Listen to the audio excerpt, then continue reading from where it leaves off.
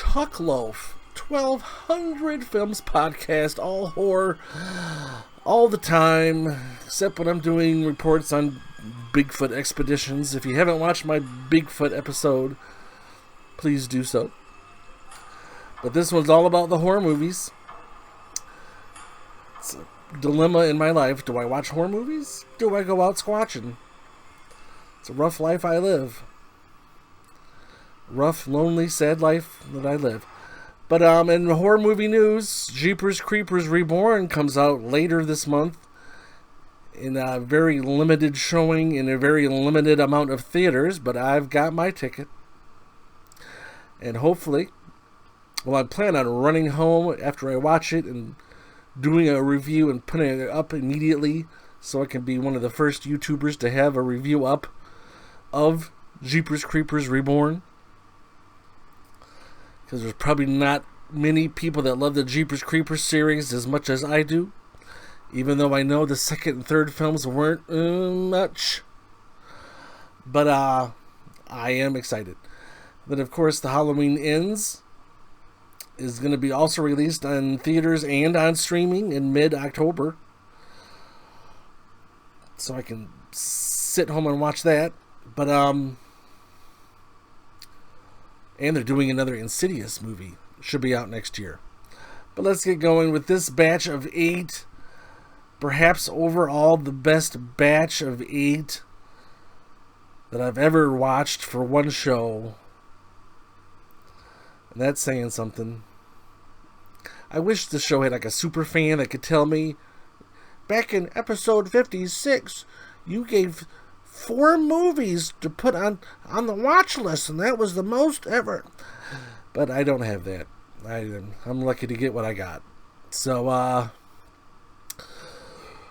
of course, the rating scale on the bottom, dumpster fire garbage, and then can't quite recommend, okay if desperate. Put it on the watch list, put it on top of the watch list. The watch list is going to get a lot of additions if you listen to me. First one, 2022 Prey. IMDb has us as a 7.2 out of 10, the new Predator movie. Gosh, I love the Predator movies. I think Predator 2, top 5 best horror sequel ever. My opinion. But this one was visually impressive. Do you have to suspend your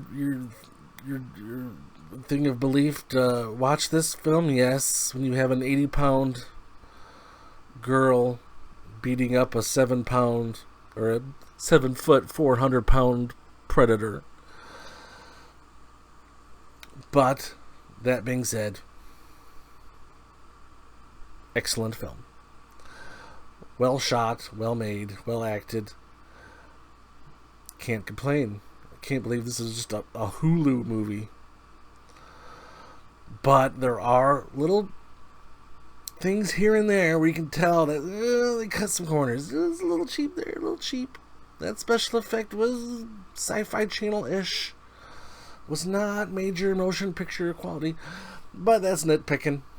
And I'm not going to do that too much. But I will, because I just did. So, definitely put this on the watch list. Next one. From 2021, Candyman. This got a 5.9 out of 10. I think I'm the last person to watch this film. Because I refused to pay $10 for pay-per-view. And then when they finally put it on a streaming service, it was a streaming service I didn't have. But now I finally watched it. And you know what? Fine little film. Fine. Very fine.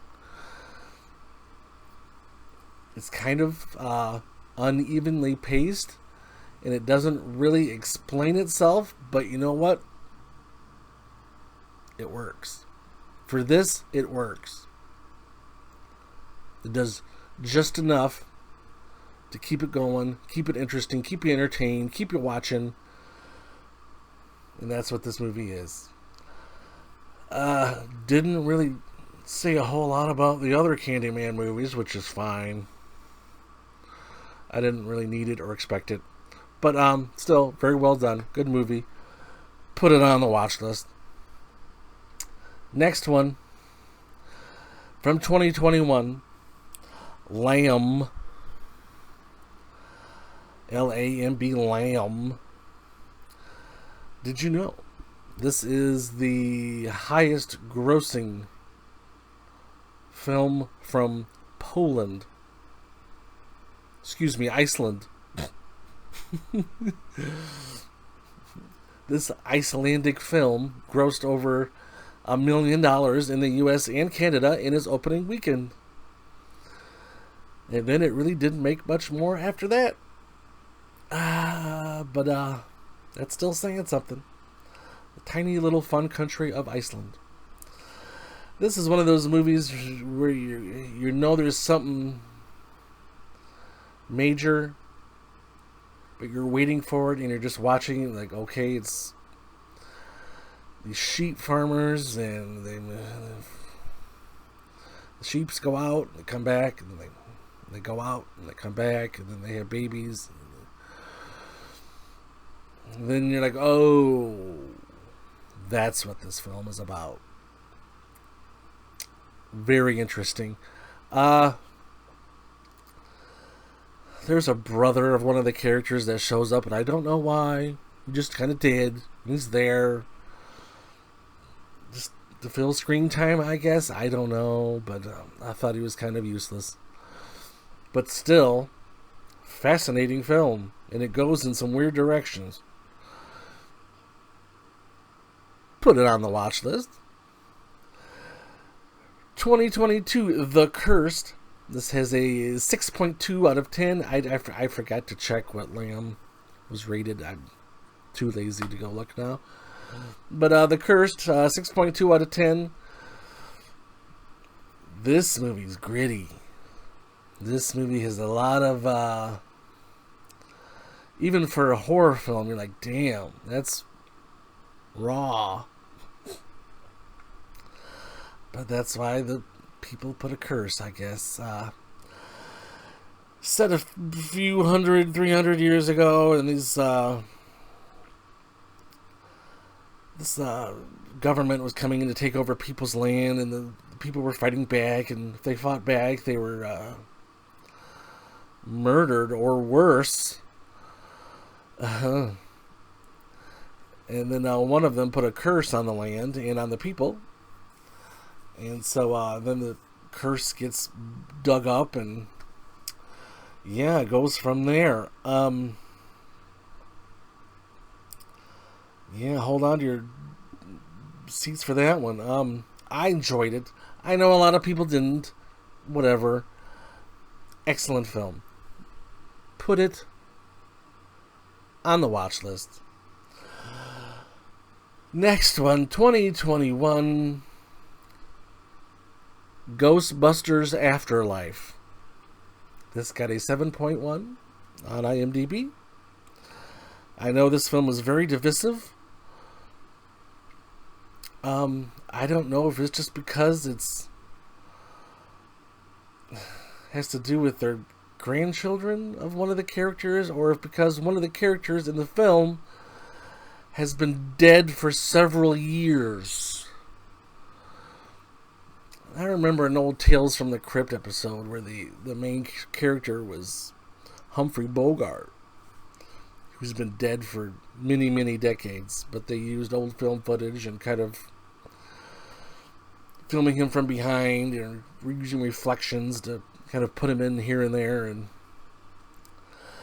But this goes a little beyond that. I'm not sure how I feel about that. Are we getting to a point where we don't need people to be in our movies? That's the question. And that's what we're getting to. But as a film, it's fine. I didn't hate any of the characters. Didn't really love any of them either. But as a film, It'll get you through. Okay, if desperate. Next one, 2021, John and the Hole. So John is this 13-year-old boy who's living a pretty privileged life with parents that love him and take good care of him. But he's a little twisted. It's a little of, I guess, sociopathic tendencies, I guess. So he decides one day... Did I mention this got a 5.3 on IMDb? I don't know if I did. But anyway, so John, a 13-year-old boy, drugs his whole family and throws them down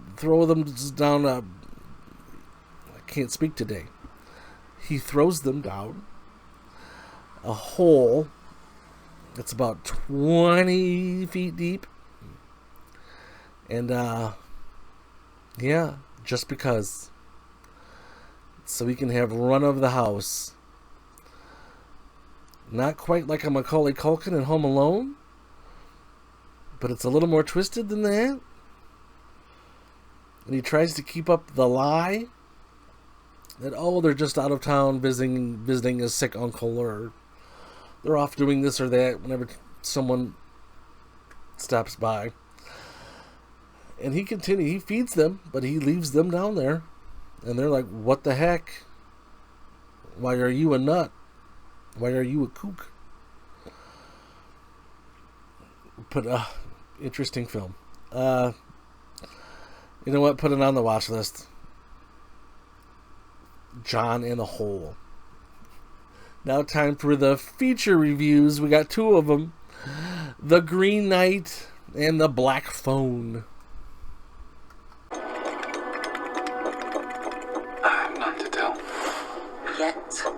You have none to tell yet.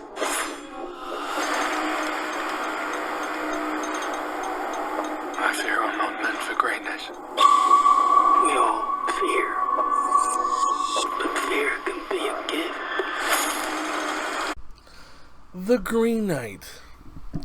Couldn't tell you who stars in this, but I know it does have Joel Edgerton in it. When he's not busy playing Uncle Owen in some Star Wars featurette, then he does other things. But this film, goddamn. So this, I don't know how to explain this film. You know what? Let me go find the IMDb explanation. Okay, this is a little better. This is an IMDb storyline. This is what it says about this. Did I mention I got a 6.6? Anyways. An epic fantasy adventure based on the timeless Arthurian legend, The Green Knight tells the story of Sir Gawain, whatever the fuck his name is, Dev Patel, that's his guy's, he's the guy, who is King Arthur's reckless and headstrong nephew, and an alcoholic and a sex fiend, who embarks on a daring quest to confront the eponymous Green Knight, a gigantic emerald-skinned stranger and tester of men.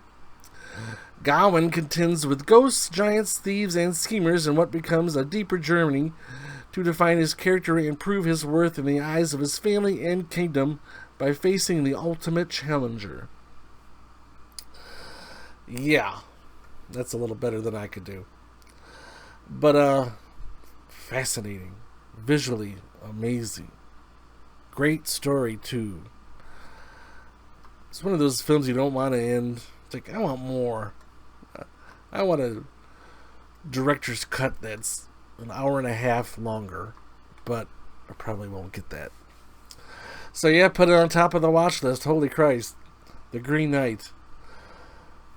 Now time for the other feature review. The Black Phone.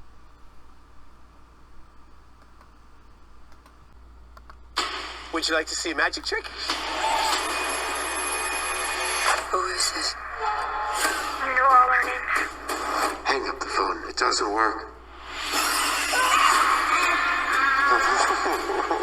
Hang up the phone. We don't have much time. Hang it up. Hang it up.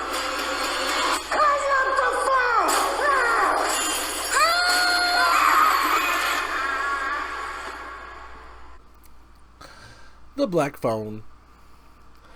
This got a 7.0 on IMDb, starring, of course, the ever formidable Ethan Hawke, who's generally pretty reliable. I only mock him for that one film that they filmed over several years about the boy. I think it was called Boy. About the kid that grew up over the duration of the film, because they filmed only a few minutes of each year of the boy's life. Oh, screw that movie. That movie sucked. This one did not. This was amazing. Ethan Hawke plays this creepy, pale-skinned magician who likes to kidnap kids and keep them in his little dungeon room. It's pretty bare bones, but for whatever reason, there is this old phone that he keeps up on the wall that hasn't worked in decades, but if it hasn't worked in forever, why keep it up there? But he did. And then the kidnapped kid starts getting phone calls from this non-working phone. And it's kids that are deceased. So, yes, fun little captivity movie. One place asked the question, is this the best captivity horror film ever? Saw. So the answer to that is no. A thank you, but a no. After Saw,